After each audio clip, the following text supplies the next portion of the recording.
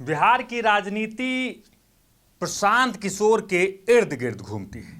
यूं कहें तो राजनीति जो है प्रशांत किशोर के आसपास ही रहती है, चाहे बात बिहार की राजनीति का हो या सेंट्रल की राजनीति का। लेकिन प्रशांत किशोर जो है बिहार का साथ जो है वो नहीं छोड़ रहे हैं।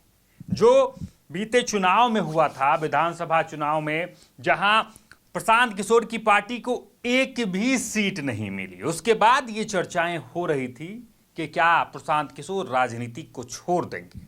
लेकिन पूरे एक्टिव मोड में प्रशांत किशोर बांकेपुर उपचुनाव में दिख रहे हैं। अब ये बातें भी निकलकर सामने आ रही है कि प्रशांत किशोर उम्मीदवार भी हो सकते हैं। यानी प्रशांत किशोर 2025 विधानसभा चुनाव में तो नहीं उतरे, एक नेतृत्वकर्ता के तौर पे अपने पार्टी का नेतृत्व करते रहे, लेकिन अब सबसे बड़ा सवाल है कि क्या बांकेपुर विधानसभा सीट से प्रशांत किशोर दावेदारी पेश करेंगे।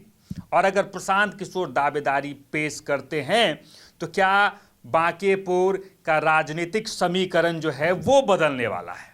क्योंकि प्रशांत किशोर जब तक चुनावी रणक्षेत्र में नहीं थे तब तक ये लगता था कि हाँ, एक राजनीतिज्ञ के तौर पर, एक स्ट्रेटजी बनाने वाले के तौर पे ही प्रशांत किशोर बिहार की राजनीति में रहेंगे। लेकिन अब चर्चाएं प्रबल है कि बांकेपुर से प्रशांत किशोर चुनाव लड़ सकते हैं। और अगर बांकेपुर से प्रशांत किशोर चुनाव लड़ेंगे तो एनडीए के लिए थोड़ा चुनौतीपूर्ण राजनीति इस बार होने वाला है। क्योंकि अभी जो वर्तमान में बीजेपी के राष्ट्रीय अध्यक्ष हैं नितिन नवीन, उनका ये सिटिंग सीट रहा था, यानी वो यहीं से विधायक थे और साथ ही यहाँ से बार बार लगातार परचम लहराते हुए देखे जा रहे थे। लेकिन जब वो बीजेपी के राष्ट्रीय अध्यक्ष बने तो ये सीट पर अब जो सीट वैकेंट रहा, तो अब दावेदारी हर एक पार्टी कर रही है।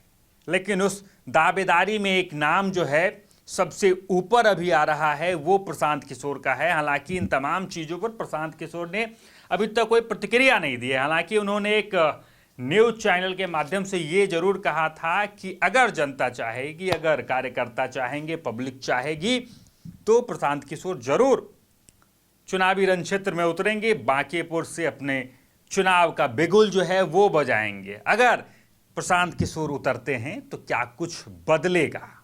बहुत सारे समीकरण बदलेंगे।